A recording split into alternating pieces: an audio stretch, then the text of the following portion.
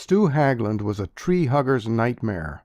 Squat, squinty-eyed, and squirting tobacco juice from a constant lipful of Copenhagen snus, he dealt with trees in much the same way Bill Cody treated buffalo. You didn't have to read what was painted on the doors of his pickup, Hagland and Son, We Fall and Haul, to know he could have stepped out of a Know Your Enemy poster on the washroom door at Greenpeace headquarters.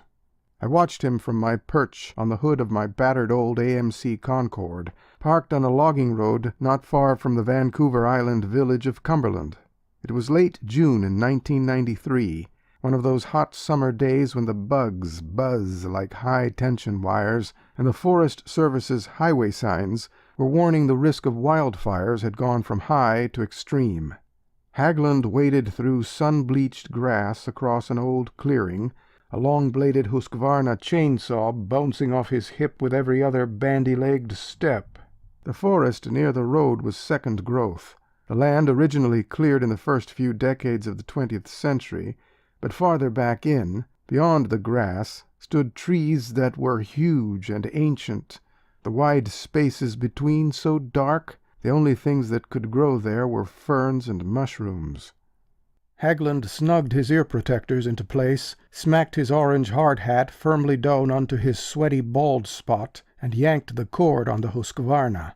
The machine whooped into life with a sound like a cross between a naval destroyer's siren and a bad old Harley-Davidson, then squawked as Hagland goosed the trigger a couple of times.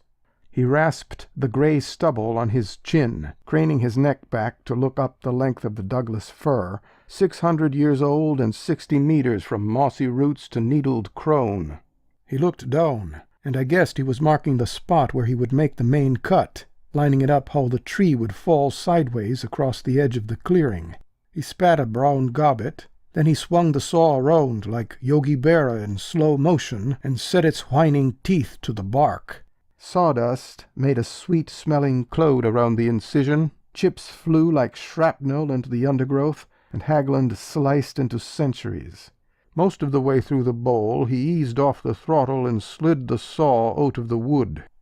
Gingerly he picked his way around the massive trunk, set his cork boots square for balance, and made 2 quick-angled cuts. A wedge of wood dropped out of the tree, then the giant fir leaned resignedly into the pull of gravity, a tired old tree ready for its afternoon nap. There was a loud snap as the narrow isthmus of wood he had left between the cuts gave way. The tree began to topple, at first achingly slowly, then gathering irrevocable speed. If it had been me holding the chainsaw, I would have stood there gaping, probably chewing over some lame metaphor that would have connected my brief lifespan with the demise of an organism that had first sprouted back when all of my ancestors were hewing and hauling for their medieval betters. But Hagland was an experienced faller. He knew a dying tree often takes a man with it. As the fir began its final descent, he dropped the Husqvarna and legged it. He probably planned to be 20 or 30 feet back when the wood slammed into the ground. But plans have a way of not working out. Hagland took no more than 2 steps before he sprawled headlong onto a spreading fern. He jumped up immediately, but immediately was not soon enough.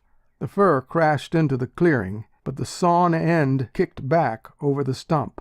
Not very far, no more than a couple of meters, but far enough for a spear of splintered wood to catch Hagland from behind.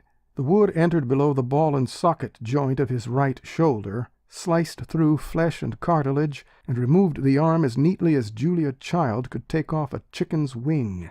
The impact knocked Hagland face down onto the grass.